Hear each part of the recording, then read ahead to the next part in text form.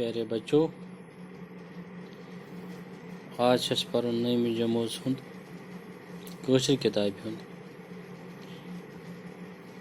मे तोग न कह सबक सवाल जवाब अमिक गोड़क हिस्स।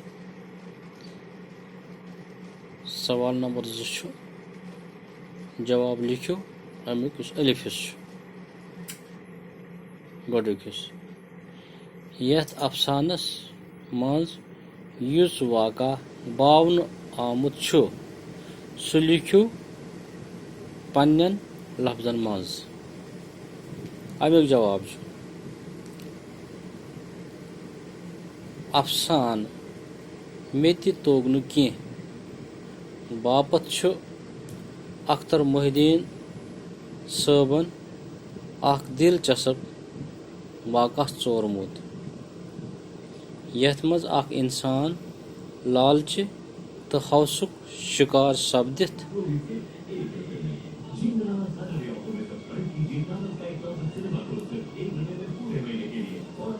इंसानियत निश अथ छलान।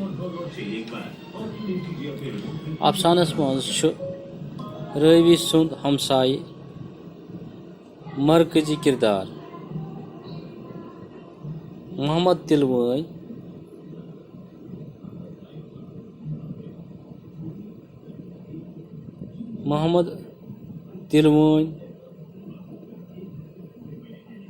कारकुन वोल शख्स कुन जोन अयाल जंजाल रुस्त पन्नस तिलवई दांदस बदरस सत अकिस पहाड़ मज रोजान। मोहम्मद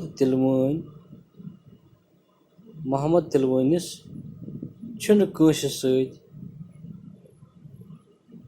वोथुन बिहुन या सलाम खैर पाठ सिर्फ छु तिलवई वानस मज पन्नस दांदस सत कथ करान तो तस ताजन हिंदन इशारन पे पकनावान।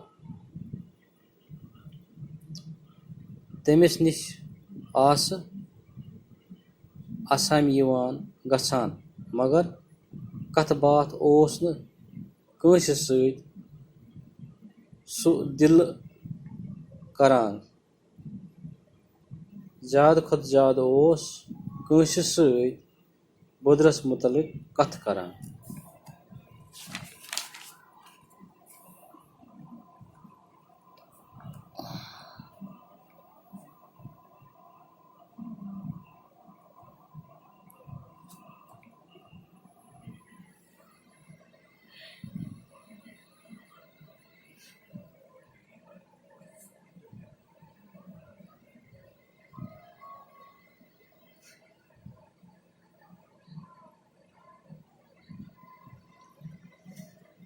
मोहम्मद तिलवई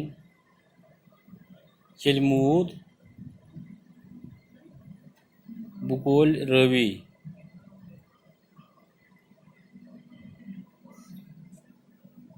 न गौ कंस शुर यतीम न गई कंस जनान मोंड न रूद कंस माज गोबरुई। मोहम्मद तिलवई रूद सिर्फ कुन जोन बिचोर तथ पहाड़ी खोफरस मज।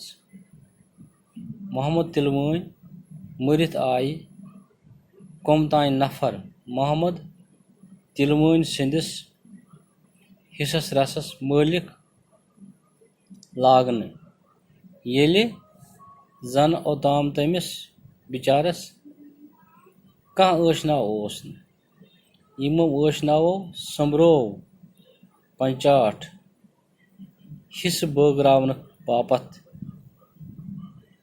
तो प्रथ कह ओस यसान जे दांद गोस मे हिस्सस खसन हिस्सस यून येले जन दांदस बिचारस गस लोवा थोपा या त्रेश दामा कंस अच्छो हो। तिक्याज यमो खुद गर्ज ऐशनावो मंज ओस न कंसे खबर ज दांद कस यी हिस्सस युथ जन सु ख्यावहस